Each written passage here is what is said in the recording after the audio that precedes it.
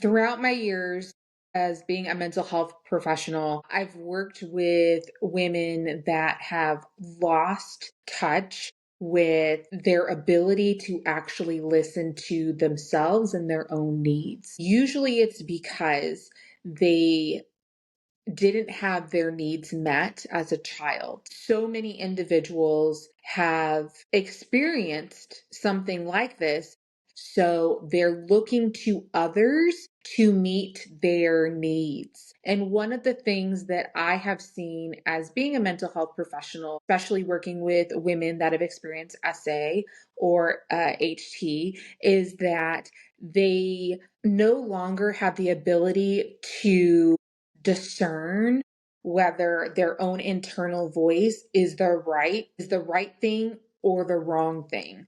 What ends up happening is they're always looking to other people for external validation. And one of the things that I work with people in trying to teach them is that you have to listen to yourself. What was that first reaction that you had that told you that this was not a good thing, right? The reality is we are multi-sensory beings. When you are driving down the road and say there is a person with a child in a stroller and they're jogging and you're going this way and you look at them exactly at the same time, right? Why does that happen? Because it's like we intuitively know that person is looking at us, right? That like extra spidey sense starts to kind of like come up in us and we go, look, someone is looking at us. And those are the things that we have to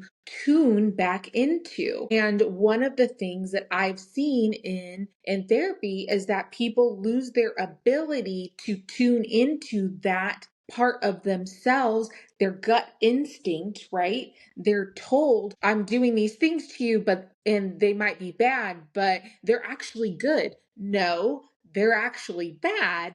I just have lost my ability to discern whether or not they are good or they are bad. And it's because when I was a child, I learned the exact opposite of what was actually true. So working with people to get them to begin to listen to that part of themselves and go, okay, your intuition is not a lie. Your intuition tells you so much. And the more you listen to it, the more that you'll begin to hear. And that's the amazing thing about the body is that it keeps the score, but it listens, it hears us. That's why when talking badly about even yourself to yourself is so harmful and hurtful because the body actually is absorbing though that negativity, and that negativity that you speak out to yourself and or to others actually begins to change the molecules in your body. It changes the parts of you. And so that's why, like with affirmations, I know that people are like, oh, affirmations don't work, but they do work, right? It's changing the mindset. The mindset has to be almost rewired. And that's what I love about being an EMDR practitioner is that what you're doing in EMDR is you are opening up, I like to call it the file, right? I'm opening up your file of I'm not good enough. And I'm going, okay, show me the evidence of the I'm not good enough a part of your life. Well, that one time I wasn't picked for the school play when I was, in elementary school, right? The one time that boy told me that I was ugly when I was 6 years old, that really, really hurt me. And, I hear people go, well, that wasn't super traumatic, but maybe for them it was. Maybe they had a core belief of I'm not good enough based off of how they were brought up in their home. And then that's being 6 years old and saying, you're not pretty enough or you're not enough, that went into the file. Not being picked for the school play, it went into the file. Not getting into your top 5 choices of colleges, that went into the file. Falling in love with your best friend, but your best friend does not like you back. That goes into the file. And so you're walking around with this file of all these different memories that say, I am not enough. I need to work hard to gain people's love, appreciation, affection. And so one day when you wake up and you go, my goodness, I'm sick of feeling like I'm not enough. How do I fix this? How do I change this? How do I make this different?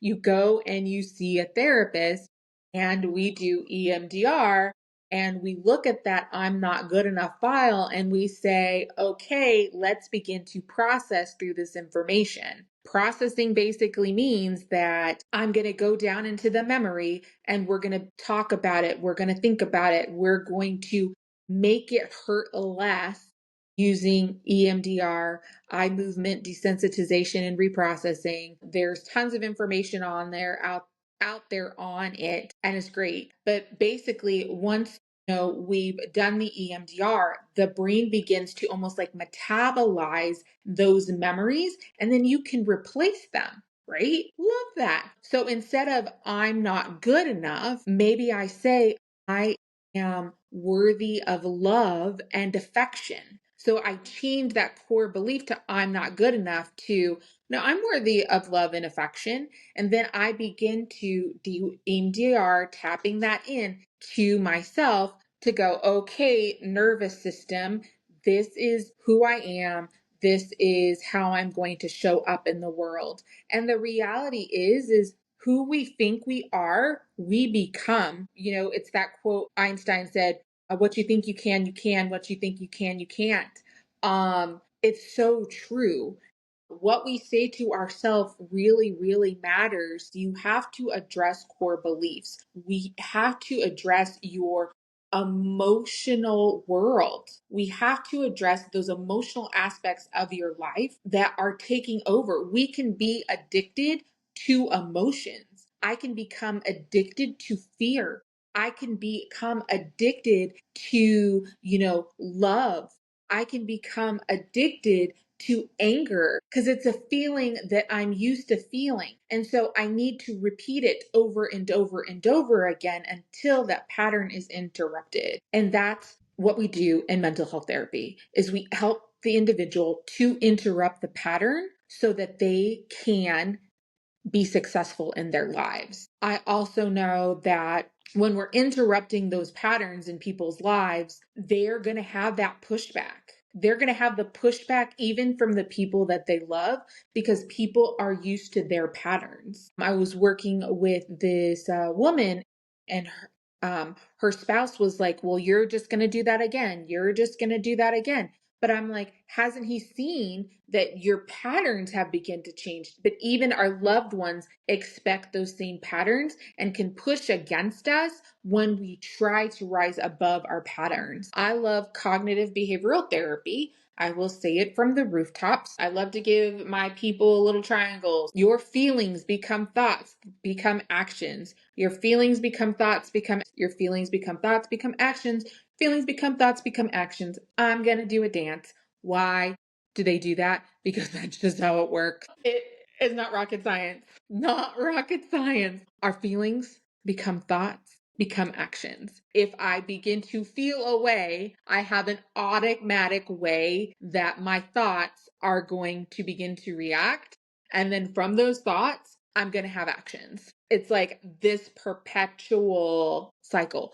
People want to be comfortable, even if our comfort level is hurting us. Even if we know that our anger pushes people away, it's still comfortable. It's like wearing a cozy, warm blanket that's wet, but it's your blanket. And even though it's wet and it's not actually good for you, you're still going to want it because it's yours. It's not until you realize that that blanket is wet and you're feeling cold that maybe you should actually take it off. That is not how we work. We really don't change unless we have to, unless we come to the end of ourselves and we say, oh my goodness, the way that I'm living my life or doing my thing is not working anymore. That's when change happens. And I would love to tell you that you can change on your own. I think that there are lots of tools. Self help is great, but there comes a point where, when, rubber meets the road, there comes a point when you actually have to tell someone, work with someone in regards to the issues that you're dealing with. That is that relational aspect. That is that part that we're missing in society. We're missing that relational aspect because we think that we can fix all of these things on our own. But we heal in community. We need a community to heal. And I think we're seeing that on a national stage. Like, if we want to heal as individuals, we have to begin to heal as a community. And if we think that we can do all of that healing on our own, it is not going to be as effective. Why do AA groups work so well? Why are they still around? They're still around because they work. They're still around because they create accountability. They're still around because there are people there that are cheering them on, that are, when they're having low days, they help them. We were not meant to live our lives alone. We're meant to live our lives in community. We're meant to have moms and dads and brothers and sisters and cousins and all of the things. Being a part of a Hispanic family, like, I've got 50 members deep, a family, and we all rely and count on each other. It's so incredibly important. And if you don't have an immediate family, you still need a community. You still need a team that's got your back. You still need people in your life. It's a church community. It's a community foundation. It's that Rotary, business communities, chambers of commerce. Like, that is why we need to be together, to work together so that we can work through those hard things. Life was not meant to be lived alone. Don't live it alone. Don't think that you're broken and no one is going to understand you or help you to get through your issues. There are people out there. I might not be the best mental health therapist for you, but there's somebody that is. There's somebody out there. There's a group that you could participate in. There are people in your community. There is your neighbor. Have you knocked on their door lately? We have to get back to the parts of our lives that we connect to others. We can't lose touch of the people aspects of our lives. You want to know why we're dealing with so many mental health issues? Is because we don't have community. People don't have community. They don't have individuals that they can lean on. There's a statistic out there talking about married men, their only best friends is their wife.